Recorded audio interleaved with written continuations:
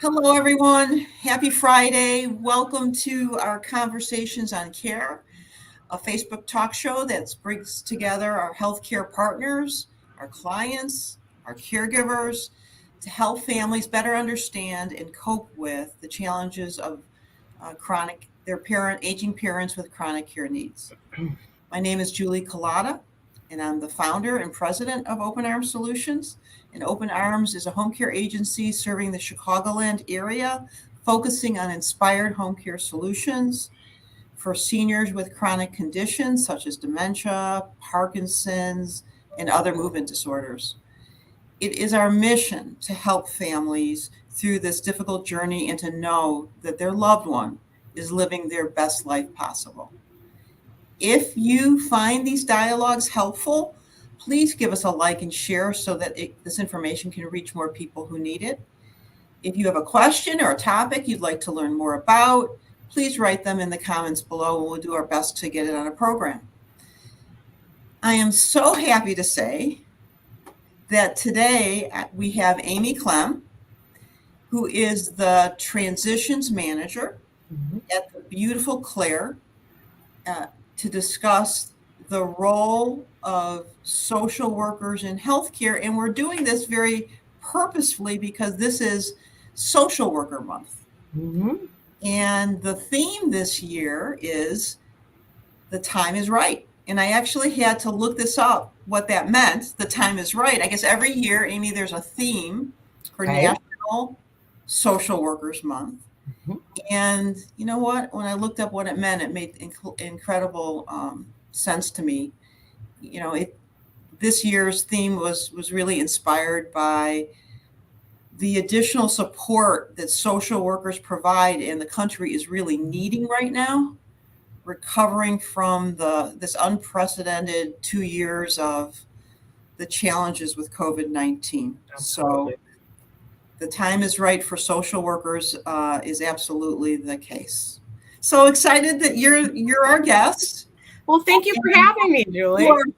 You're very welcome, Amy. It's our pleasure. It's my pleasure for sure. And you know, you and I have known each other. We were just recently reminiscing. Yes.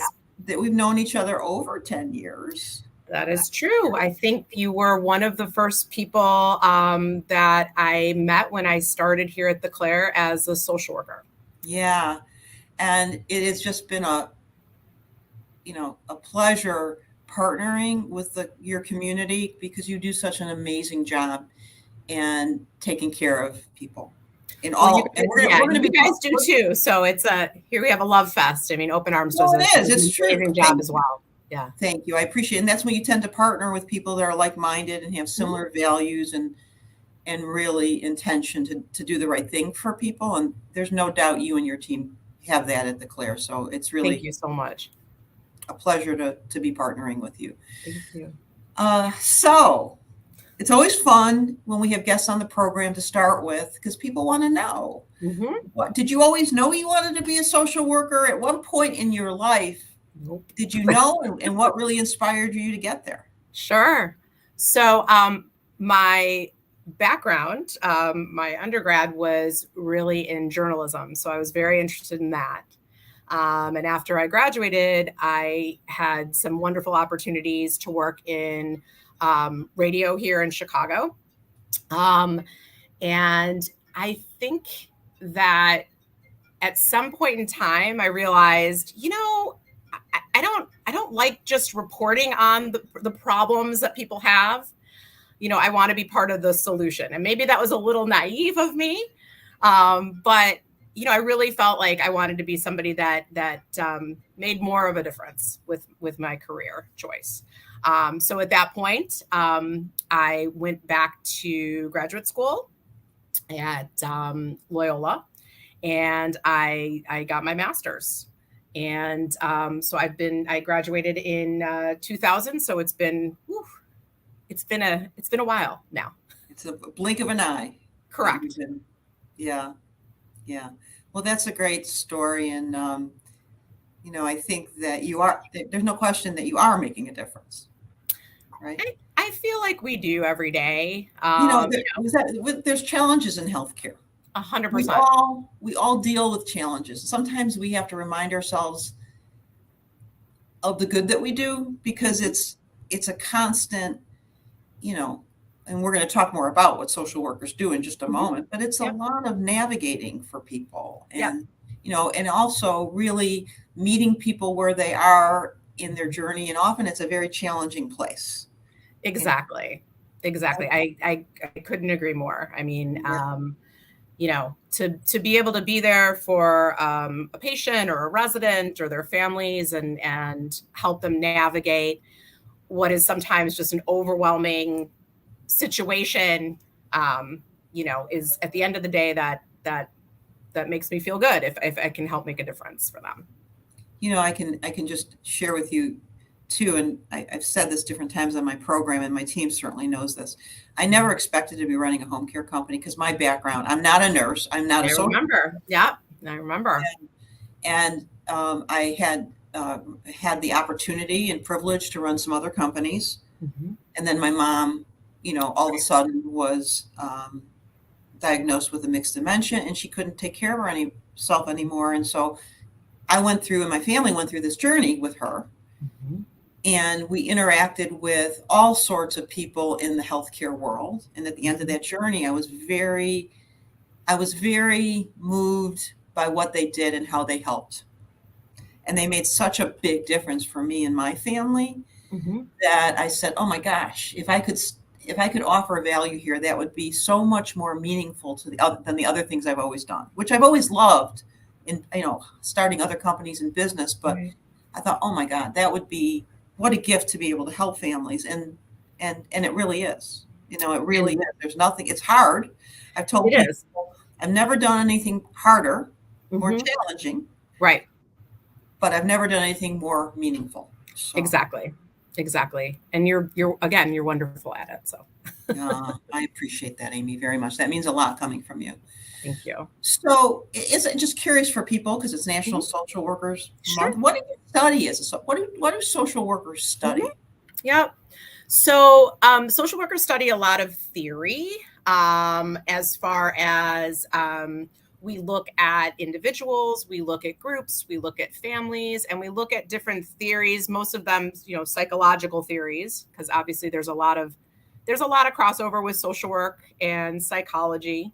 And just how to, like what you were saying, meeting people where they are, using the empathy that hopefully that you have as a person going into social work, how to use that and work with people. Interestingly enough, my background has been in healthcare, and aside from sort of the mental health piece in social work school, they don't you being in healthcare, you tend to learn a lot more during your internships, if that's going to be your focus. So because they don't really teach you about like navigating necessarily the healthcare system. Sure.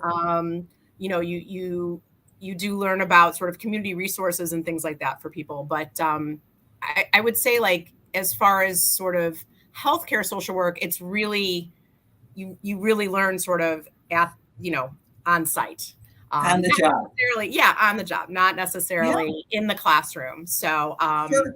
I've been fortunate and had a lot of like amazing social workers and nurses and doctors and dietitian, just all kinds of people. I've been very fortunate, and I've learned so much along the way. Yeah. And you really have a big job at the Clare. I mean, it's and again, we're going to talk a lot more about that, but it's a beautiful community. Mm-hmm. It's considered the terminology most people don't know, but Amy and I know, it's a CCRC. It's a continuing care retirement community. So you're working with families that are in independent living. Mm-hmm. And I know more, you particularly do more of when individuals need more assistance in your community. You navigate that. Mm-hmm. So it's a very big job. Yeah, and I started as the social worker here, like when we met, a little over 10 years ago. And I was the social worker in the skilled nursing because, part of what you said, continuing care retirement community, is you have all these different levels of care. So we have independent living, assisted living, we have a memory support unit, and then skilled nursing. So obviously the idea is when you move into a place like the Clare, you buy an apartment, and then you also sort of buy into something called life care. So as you age, you're aging in place. If your needs become greater than what can be managed in your independent living setting, then you might move to assisted living or memory support or to skilled nursing for long-term care. Our internal residents also do take advantage of our skilled nursing for short-term rehab needs after a hospitalization. But we're also fortunate that we're able to offer all the wonderful services in skilled nursing to folks that don't already live in the community. So if they have a short-term need after a hospitalization, we're able to help them, rehab them, and help them back to their home outside in the community. Yeah, that's so important. And we're going to talk about, often, the journey, and this is certainly what I learned with my mom, and now in the almost 15 years that Open Arms has helping families, not always, but often a family's journey with their loved one, some event happens, some acute event happens. Yep. A fall, a heart attack, a stroke, all sorts of different things that wind them up in the hospital. Mm-hmm. Right. And let's just talk a little bit about what social workers do in their role then, Mm-hmm. where that journey often starts. Yep.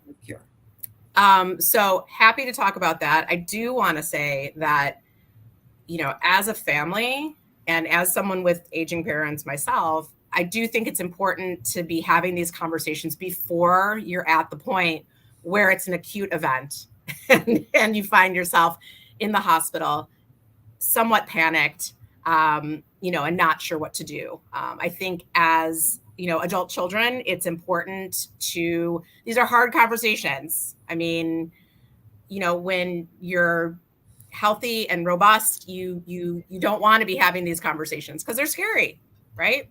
But I think it allows folks that to have some control over sort of what comes next, what's going to happen, and it allows your kids to know, hey, I'm to maybe not have some of that guilt sometimes that someone might have, and to know that you're doing what your parents want.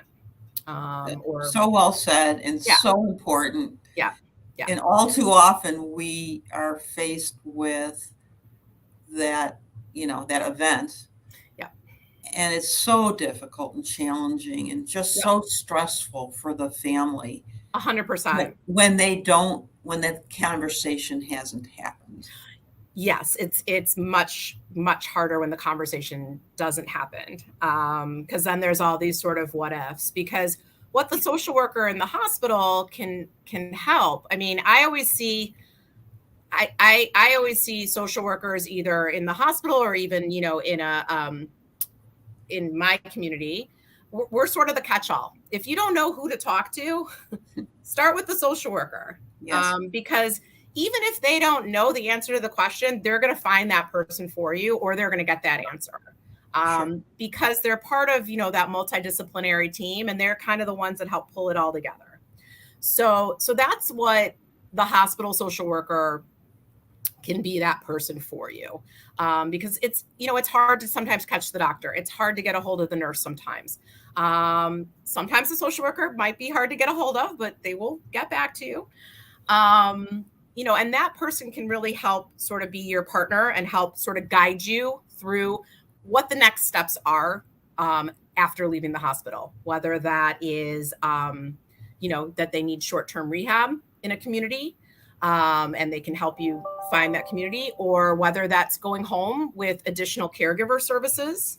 They can help be that resource and provide those things for you, and have those conversations with you, with your parent or older loved one, in terms of what's next, and really help guide you. Yeah, that's an incredibly important role that social workers play. And in addition, there's so much confusion and questions about the Medicare system, insurance, Mm-hmm. how, I'm imagining, and I'm sure you get these questions at the Clare, and I'm sure social workers that I've worked with in the hospital systems, Mm-hmm.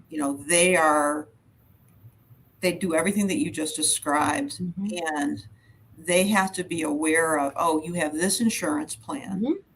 and Yep. this insurance plan is going to allow you to stay in the hospital for X amount of time if you need it more, or it's not. Yep. And we really got to get the whole team together, meaning the family together and people within the hospital, to make these recommendations. And frankly, not to cut you off, but like insurance is like, they want you out of the hospital. It is not like in the old days where, you'd go in and it was like, I'm going to convalesce in the hospital for 2 weeks. I mean, they do not want to keep you there very long.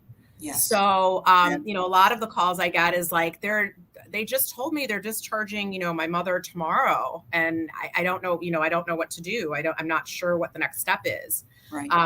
So again, going back to what I said before, that's why it's important to sort of have these conversations before you're at, this point where there's an acute event. So maybe you've already done some planning, or, made some connections with either, communities or caregivers, organizations, just so you're prepared. Yes. It's so important. Well said. Mm-hmm. So what, the other thing that social workers do, and we don't want to gloss over this, I mean, certainly in the hospital, they do everything that you just described, and they're really, kind of the key portal of communication with the interdisciplinary team to the family, back and forth. Right. But, and I can think of now in my case, my personal case with my mom. Mm-hmm. When my mom was, my mom was diagnosed with a mixed dementia. She had some psychotic events, which means that she couldn't stay home safely, and she needed to get stabilized. It was a very frightening time for me and my family, right? It's hard. But I'll never forget the social worker. There's one in particular at Evanston Hospital. I mean, literally held my hand. And, that's the empathy, and yes, the social workers are responsible for all the things that we just described. Yep. And while navigating all that, yep, they're in the right role when they, amidst all the hecticness, they can, like this individual did, just said, held my hand, allowed me to cry. Yep. And which was everything. And so, that's the amazing role, besides all the technical things social workers have to do. It's just we have to sort of walk that line of how to do sort of the very, very practical stuff, and then to remember that, that empathy and to be there for that person. Yeah. They don't teach empathy in social work school. So, so my feeling is either you got it or you don't. But it is a really, really important part of who social workers are. Completely agree. Mm-hmm. So, let's just talk a little bit more about some specific things that you and your team do for families at the Clare. Sure. So someone is let's just start with someone is considering or needing care, you get a phone call. We were just talking about this before we went live. Yep. You get a phone call, Yep. could be over the weekend, often is, Yep. often on a Friday. And what do those conversations sound like? Yeah, my favorite are the 3:00 phone calls on a Friday. Those are always very exciting. So usually, unfortunately, there's been usually an acute event, and someone's loved one is in the hospital, and so it might be a call from the social worker, or it might be a call from the family member. Sometimes it's even a call from the patient or prospective resident themselves, and they might just want to be. As far as for the families or that resident, they might be calling to just get more information about what we can provide in skilled nursing in terms of their stay, and how would they get a referral into us. And that's where the social worker piece comes in. So the social worker, so my role here as a transitions manager is I sort of oversee the admission process, and then I work with our social worker here on the discharge planning. So when the social worker at the hospital would send us a referral, either electronically or over fax machine. We still use fax machines. And then our clinical team, which is made up of nurses, dietitian, various therapy folks, so physical, occupational, speech therapy, and our social worker. We would all take a look together at what is going on with this person. What are their needs? Are we able to meet their needs? Can we provide the care that they need? So it's a successful rehab stay. If we determine that it is, then we would look at the insurance. You were talking about insurance before, to see if they've met hospital criteria to use their skilled nursing Medicare benefits.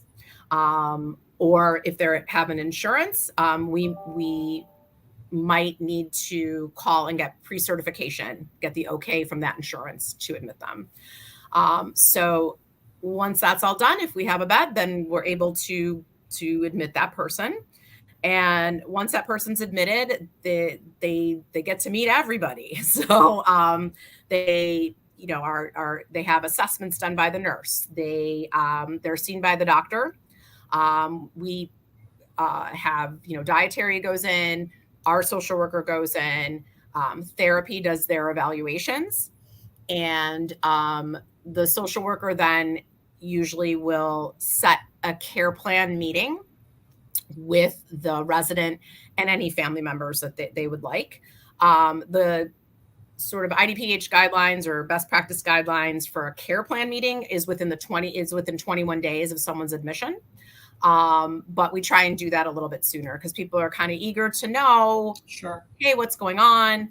And we don't want them to be surprised by, we don't want to be like the hospital where we come and say, hey, you're leaving tomorrow, because, well, we wouldn't do that. But we want to sort of get people thinking again about what's the next step. We're, for short-term rehab, we're just a step along the way to the next step.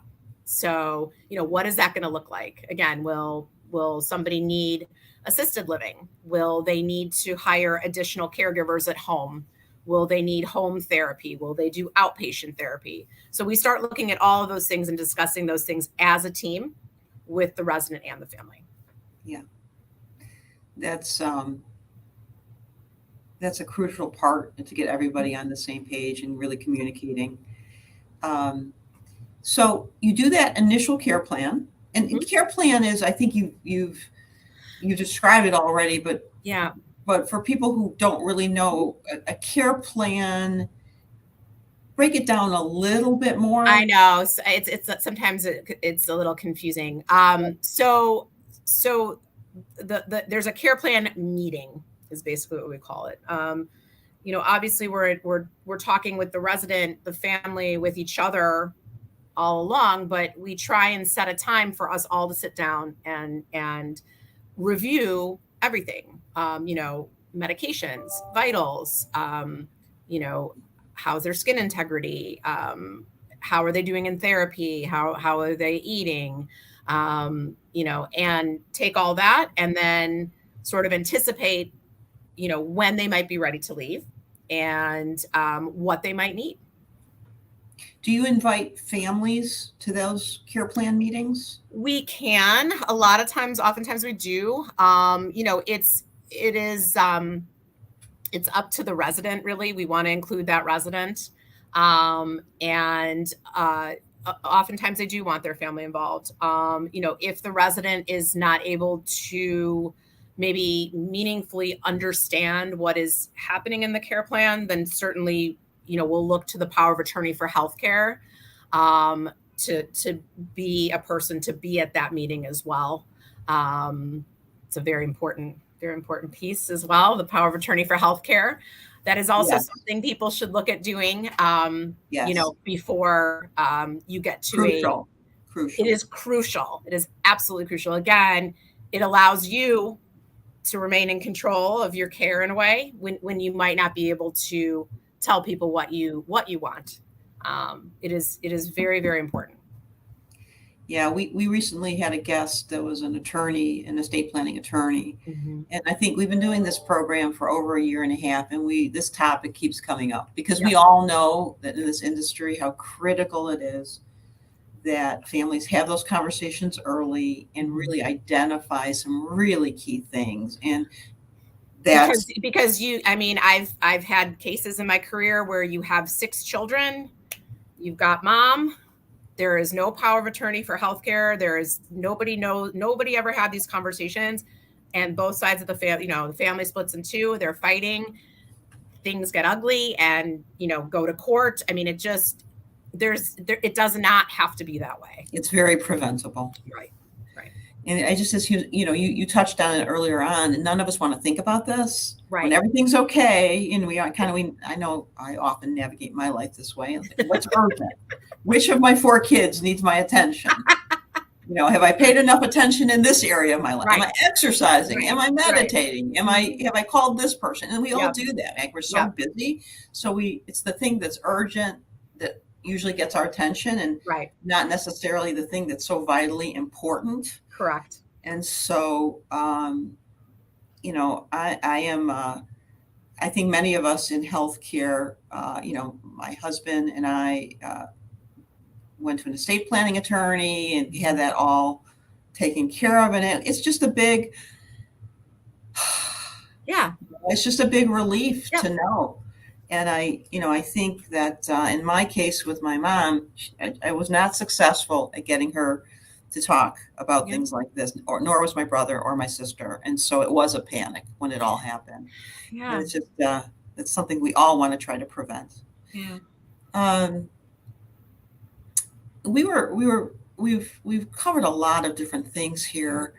Can you give, and we're almost out of time. I told you this would go very fast. It went very fast. It does go very fast. And, there's other things that social workers do, right? There's other parts. It's not just in the healthcare sense. Sure.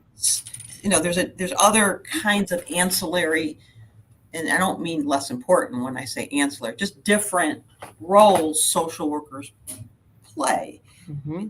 Many geriatric care managers are social workers. Correct. And so, and that role, for people who don't know, we've had guests on the program that are geriatric care managers, but for people listening that don't know, the way I describe a geriatric care manager is kind of the adult daughter, a paid adult daughter who happens to be a professional, and can really, be there for the senior when the adult children can't be, either because they're out of town or they're just, whatever their life is, they just can't be available.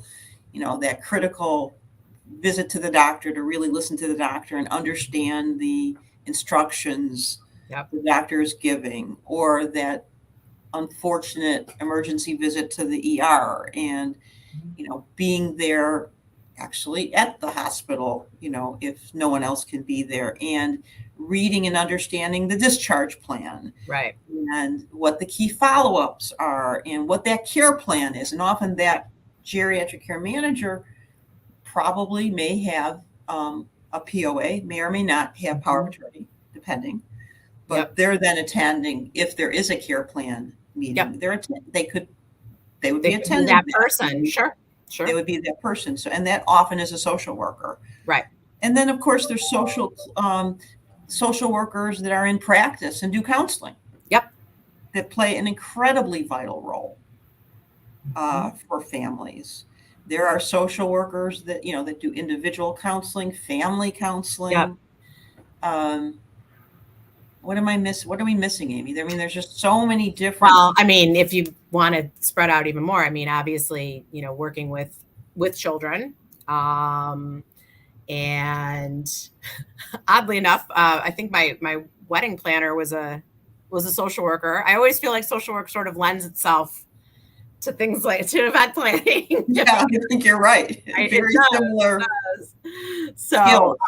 Yeah, it's those skills. I mean, those skills are really important, and they really translate to some other careers as well. Yeah. Well, I personally have experienced as I said before, how invaluable social work is in many different areas for me and my family. Amy, I'm grateful for what you do. Thank you. It's an amazing profession. I think I know you. And I know you are living what you wanted to live, which is being able to give back and give value to people. And I know that you do that. So Thank you for that. Thank you.